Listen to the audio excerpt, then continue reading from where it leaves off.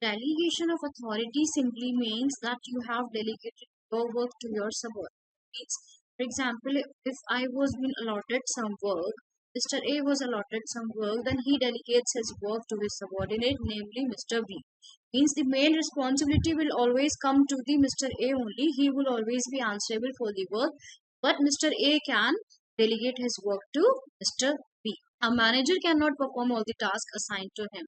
He always needs his team, his members, his employees to assign him so that the work can be done efficiently and work can be divided under different employees. In order to meet the targets, the manager should delegate authority. Delegation of authority means division of authority and powers downwards to the subordinate. Delegation is always flows from top to bottom, from top level to the lower level. Delegation is about entrusting someone else to do part of your job. I can only delegate my work to someone if I trust that person. I cannot delegate my work to any of my own. I will always delegate it to the one who is very expertise, who has very good skills, who can easily complete that work and to whom I can trust easily.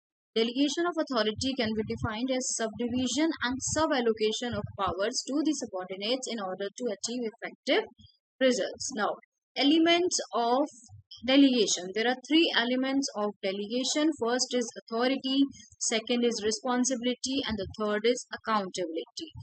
First comes the authority. In context of a business organization, authority can be defined as the power and right of a person to use and allocate the resources efficiently. Authority means the person who is being given the authority, he will be distributing the resources in a way that is very efficient. He will take the decisions, he will give the orders to achieve the organizational objective. Authority should always be well defined, and the person who has been provided the authority should never misuse it. He should be told about the scope of his authority, what is the scope, in what context he can use the authority. It explains how a superior gets his work done from his subordinate by clearly explaining what is expected out of him and how he should go about it. Authority should be accompanied with an equal amount of responsibility. Delegating of authority to someone else should not imply escaping from the accountability. If I am delegating my work to person B or Mr. B, then I should be responsible for that. I should not escape from my responsibility from the authority. Accountability still rests to the person to whom the task was allocated, to whom the task was initially allocated. Now, second element of delegation is responsibility. Now, responsibility, it is the duty of the person to complete the task assigned to him. Mr. A allocated his work or delegated his work to Mr. B. Now, this is the responsibility of Mr. B to accomplish that task in very efficient manner. A person who is given the responsibility should ensure that he accomplishes the task assigned to him. If the task for which he was held responsible are not uncompleted, then he should not give explanation or excuses. Responsibility without adequate authority leads to discontent and dissatisfaction among the person.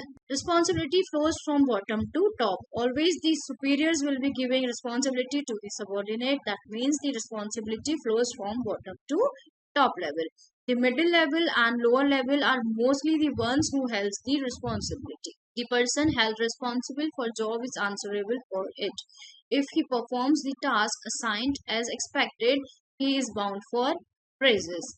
I was allotted the task, I delegated it to someone. Now, the person who is performing means Mr. B to whom I delegated the work. If the work is done very nicely, then Mr. B only will be praised. He will only gain all the praises. While if he does not accomplish task assigned to him as expected, he is also answerable for that. If you do good work, you will get praises, and if you do not do good work, then also you will be held responsible for non-completion or not better completion of it. Now, the third element of delegation is accountability.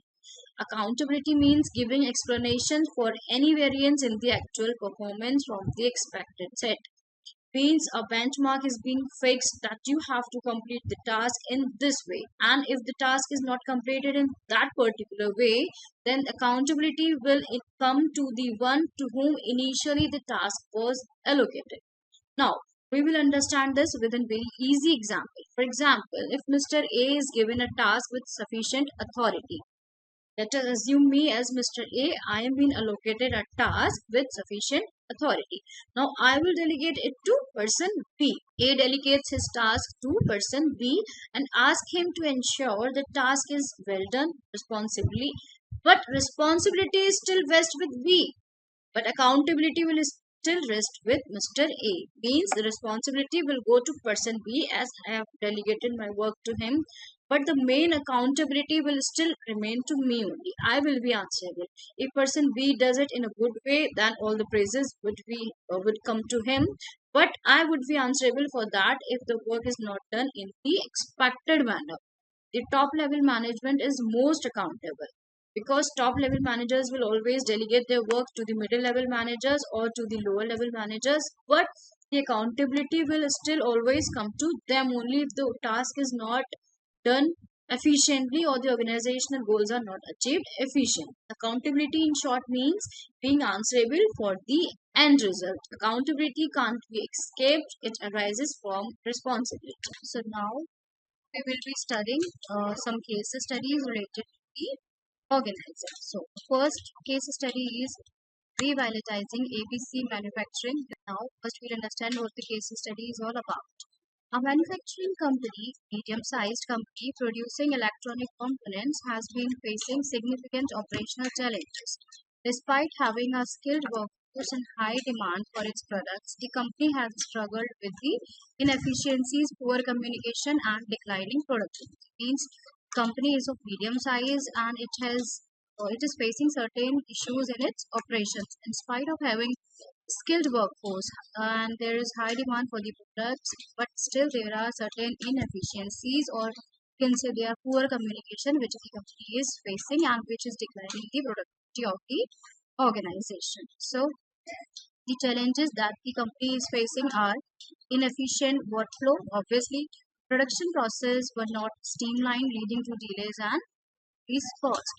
Second challenge is poor communication. Lack of clear communication channel is there. Means no one knows to whom they have to report, from where they will be taking the orders. Next challenge is undefined roles. Roles and responsibilities are not being defined and hence there is duplication of efforts and missed tasks.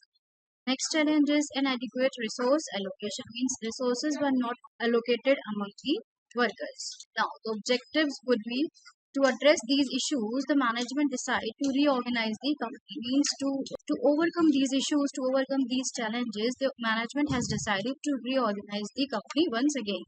So the key objectives will be streamline production process, improved communication within the organization, clearly define roles and responsibilities, optimize resource allocation.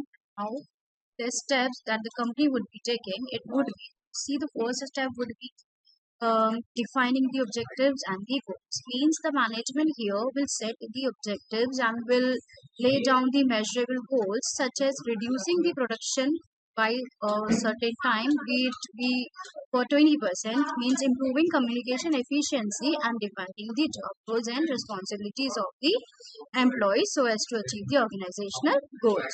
Now, the second step that the organization will be taking, it would be departmentalization. The company was reorganized into distinct departments based on functions such as production, it could be quality control, it could be marketing or human resources. Now each department has specific objectives which are to be aligned or which are to be synchronized with the overall company's goal. Now the third step that the company would be taking, it would be creating a hierarchical structure. Now under the hierarchical structure, it will ensure that the clear reporting line and authority is being established among the employees. Means there is a clear command of who has to report to whom and who is accountable to whom. Each department each department will be headed by a manager who reports directly to the senior management, which will ensure the attainment of the organizational objective. Now, after creating a hierarchical structure, the next step that the organization will be taking, it would be defining the roles and responsibilities. Now, job descriptions will be created for each position, which will outline the specific duties. It will also outline the required skills in the employees and also the reporting relationship among the employees. Now, this will help in reducing the ambiguity and will obviously ensure that employees understand their roles very well. Now, after defining the roles and responsibilities, the next step would be establishing communication channel. Now, just because of the formal communication channels, once they have been established, including regular team meetings, it could include regular reports or even an internal communication platform of the employees. Now, this will improve the information flow and will coordinate among different departments. Now, next step would be allocation of resources or resource allocation. Resource allocation, for example, such as machinery, materials, it could be manpower. These all resources will be allocated on the basis of the needs of each department. A resource management system should be implemented to track and manage resources efficiently. After the allocation of the resources, now the next step would be implementing standard operating procedures, which means it is very crucial, or we can say it is very critical process to ensure the consistency and the efficiency in the organization. Employees will be trained on these procedures to enhance the productivity and also to reduce the manufacturing errors. After these steps are being taken, the last step would be the monitoring. Monitoring means once these steps are being implemented, monitoring of the performance is needed so as to ensure the attainment of the organizational objectives. Means performance monitoring system should be laid down in the organization against the set standards or set goals. Regular evaluation should be done and it should be conducted so as to identify the areas for improvement and to make the necessary adjustments. Following these steps will lead to increased efficiency. It will lead to enhanced communication among the employees. It will lead to higher employee satisfaction, and obviously, it will lead to optimum utilization of the resources. Now, after following all these steps, the organization, the ABC Manufacturing Company, can overcome its challenges. After the reorganization, the importance of effective organizing in management, it would be well established by setting clear goals, establishing a structured hierarchy, defining roles, improving the communication among the employees, and by optimizing the best allocation of the resources, the company will be able to overcome its challenges and it can now easily achieve its significant objectives for which the organization is being laid down. Here we have seen that this case study highlighted the critical role of organizing in ensuring that all the resources are effectively utilized and that the organization operates smoothly towards the achieving its goals. Now the next case study, it is about transforming a retail company. Now, background of the case study. A retail company, a well-established chain of retail stores, faced declining sales. Means there is a retail company which is facing decline in its sales. Face and customer dissatisfaction, because of the dissatisfaction of the customer only, the sales have been reducing due to inefficient store management. Proper store management is not there in the retail company. Poor inventory control is there and lack of employee motivation is there. The CEO of the company has decided to undertake a comprehensive reorganization to address these issues and revitalize the company. Means there is inappropriate allocation of the resources, inventory allocation is not there, and because of this, there are several challenges which the organization is facing. Challenges are insufficient store management, means store is operating independently without any standardized procedures. There is no procedures laid down for the store management. Next challenge is poor inventory control. Effective inventory control is not there. Frequent stock outs, or we can say even overstock situation has occurred, which results in the loss of sales and increased holding cost. Next challenge is lack of employee motivation. High employee turnover obviously will lead to the low morale of the employees and will affect the service quality. Now we can see the objectives would be standardize the store operations to improve efficiency and to implement effective inventory management to balance stock levels, enhance employee motivation and reduce turnover. Now the steps that would be taken, it would be uh, centralized management system, inventory management system, proper training of the employees, performance monitoring, and by following these steps, the store management can be done properly. After reading this complete case study, there are several questions which we have to answer. Now, what were the main challenges faced by XYZ retail company? Now, the main challenges were the inefficient store management, it was poor inventory control, and also it was the lack of employee motivation. Store operated independently without standardized procedures. There were no procedures laid down for which the employees could work efficiently, and which led to the inconsistency of the performance. Now, inventory issues obviously resulted in frequent stockouts and overstock situations, causing lost sales and increased cost. Additionally, even high employee turnover was seen because of the low morale of the employees, which negatively impacted the customer service and the overall store performance. Now, the next question is what steps were taken to address the inefficient store management? The answer for this could be that to address the inefficient store management, a centralized management structure was established to oversee all stores. Centralized system was organized so that a monitoring of all the departments could be easily done. This ensured uniform policies and procedures across the organization. Additionally, standard operating procedures were also developed and implemented for key process, promoting consistency and efficiency in store operations. Now, the next question is, how did the new inventory management system benefit from the retail company?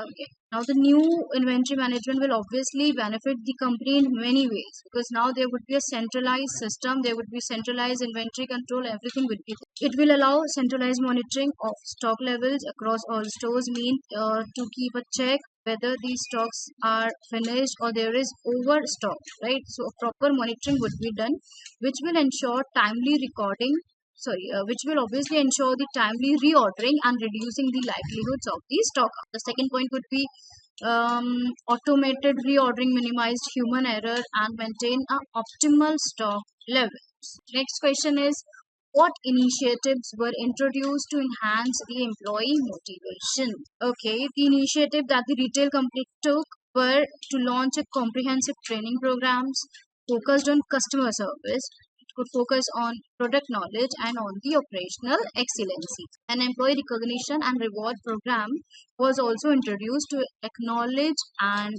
reward high performing employees, which boosted morale and job satisfaction. Now, last question is, what were the overall outcomes of the reorganizing factors? Means after the reorganizing of the whole process, what were the outcomes that the company faced or that the company had benefited? Now, the reorganization led to these significant improvements, which were store efficiently improved due to standardized procedures and better management oversight, resulted in smoother operations and obviously the consistent customer experiences. Inventory control was greatly enhanced by the centralized management system, which reduced the stockouts and the overstock situations occurring in the organization. Employee engagement and satisfaction increased through targeted training programs and recognition initiatives, reducing turnover and improving the service quality. Now, under this case study, this demonstrated the importance of organizing in management to address operational challenges and to improve the overall business performance. By implementing these structured procedures, centralized management, effective inventory systems, and even the employee motivation programs, the retail company was successfully able to operate its function and achieve its organizational.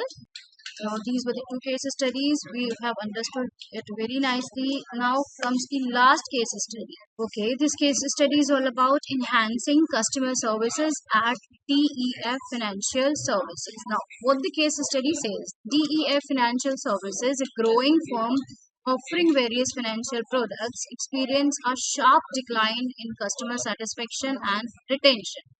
despite competitive products and pricing. Customer complaints increased, means a very good amount of very good products were offered, but still there were complaints by the customers, and there were many clients who choose competitors for the better service.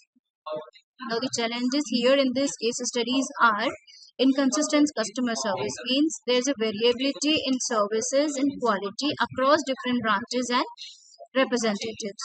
Next challenge is slow response time, means there's a delay in the responses to customer inquiries. They are not focusing on the customer inquiries and the complaints of the customer, whatever they are raising.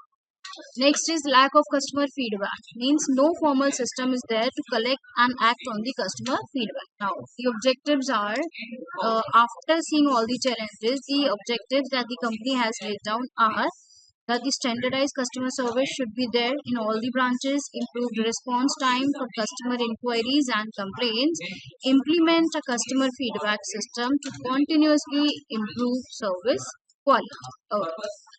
There are certain questions which we have to answer. After seeing the whole case study, the first question is, what were the main challenges faced by the financial services in terms of customer service? Firstly, it was inconsistent customer service quality across different branches and representatives, and there was slow response time to customer inquiries and complaints, and also there was the absence of formal customer feedback mechanism. These are the challenges that the company has faced, and these issues led to increased customer complaint and a decline in the customer retention. Now, the next question is, how did the standardized customer service training help address these challenges? Okay. Now, the standardized customer service training ensure that the employees receive the same level of training, focuses on the customer service excellence. Now, which also help in creating a consistent service approach across all branches and representatives, which reduce the variability in service quality and also improve the overall customer satisfaction. Now, the third question is, what role did the centralized customer support center play in improving the customer service? Okay, what was the role of the centralized customer support center? Okay.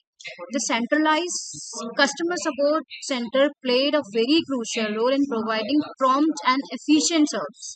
Means by having a dedicated team handle all inquiries and complaints, the financial services was able to quickly respond timely on the customer's feedback, on the customer's inquiries, and was effectively giving the solutions of their problem. The centralized approach was also allowed for better monitoring and the management of customer interactions. Now, the next question is, how did the implementation of CRM system benefit the financial services? Okay, the CRM system obviously benefited the financial services by tracking all of its customers' interactions, its inquiries, and the complaints in one place. It allowed for quick access to the customer history, obviously, and it also streamlined the issues resolution processes, and also it provided the tools for the faster response time, which led to the improvement efficiency and a better overall customer experience of the organization. Now, the last question is, what impact did the customer feedback mechanism have on the organization? Now, obviously, the financial services were able, they had valuable insights into the customer needs and the areas for improvement. By regularly analyzing the feedback from the service or the forms or the dedicated hotlines, the company was able to make the data driven decisions to enhance the service quality. They were able to satisfy their customers by their products, by offering the best quality products, by answering their queries, by understanding their problems. This continued the improvement cycle led to the higher customer satisfaction and the loyalty among the customers. Now, with this whole case study, we have seen that the importance of organizing efforts to address the customer services that were issued in the interest of the consumers or the employees. Now, by standardizing the training, centralizing support functions, leveraging technology through a CRM system, and which actively seek customer feedback, even the financial services were significantly improved and its customer services quality. Response time and the overall customer satisfaction was increased, which led to the good sales of the company.